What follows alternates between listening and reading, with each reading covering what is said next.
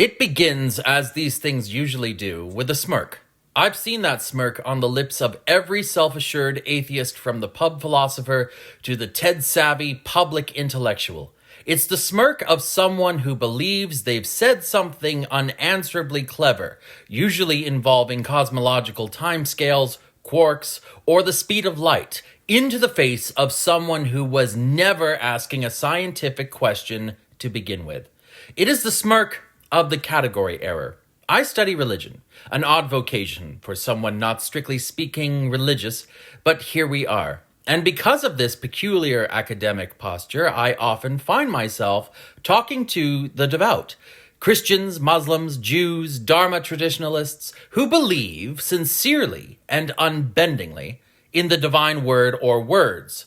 And almost without fail, I notice the same pattern when the atheist interloper enters the chat. A kind of crude, crass sport begins. The believer is mocked for believing, the atheist is applauded for owning them, and nothing changes, least of all minds.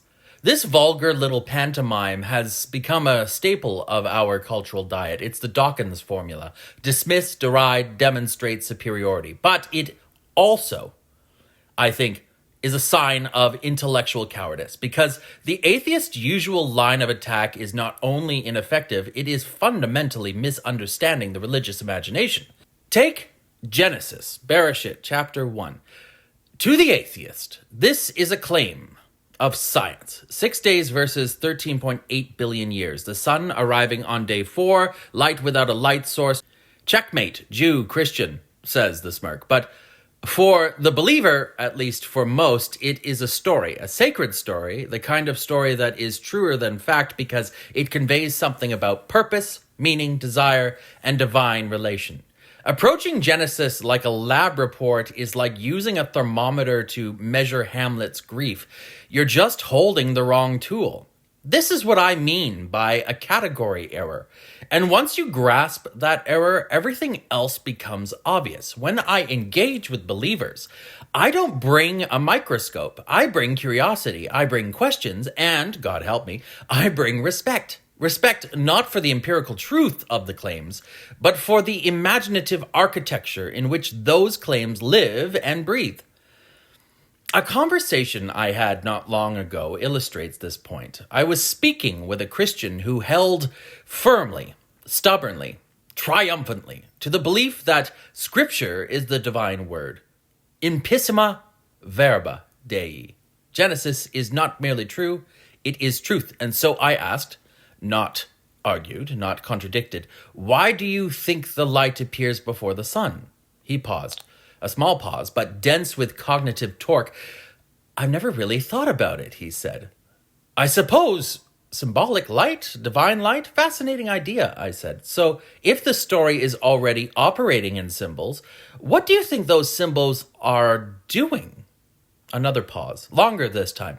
Thought was happening, real thought, not defensive counter-punching. No one felt attacked.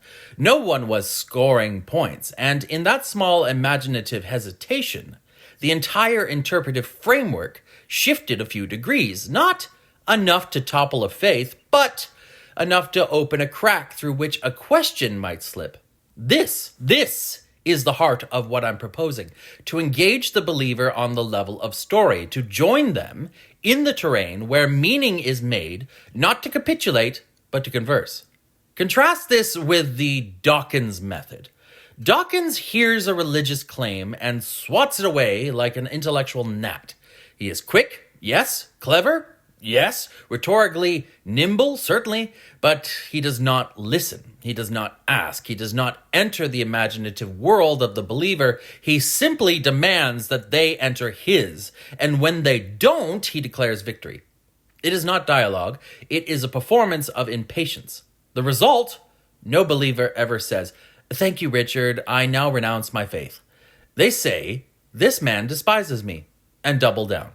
The atheist walks away convinced they've saved another soul from the fires of stupidity. The believer walks away convinced that the atheist is arrogant, uncaring, and spiritually blind. And the culture war grinds on. But Imagine instead a Socratic exchange, one conducted in the spirit of dialectical curiosity rather than sneering rebuttal, a question, not a declaration, an exploration, not a lecture. This is not weakness.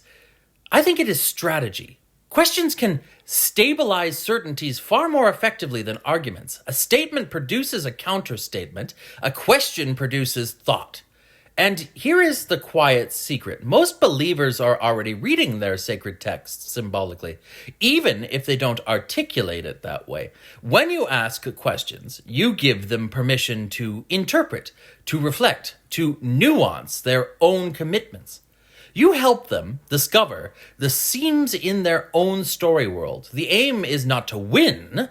The aim is to make thinking possible. Religion, after all, is not simply a set of beliefs. It is a mode of being in the world. It is narrative, art, memory, archetype. Studying a religion means approaching it as you approach literature, not as an equation to be solved, but as a human utterance to be understood. And if you approach it this way, believers sense it.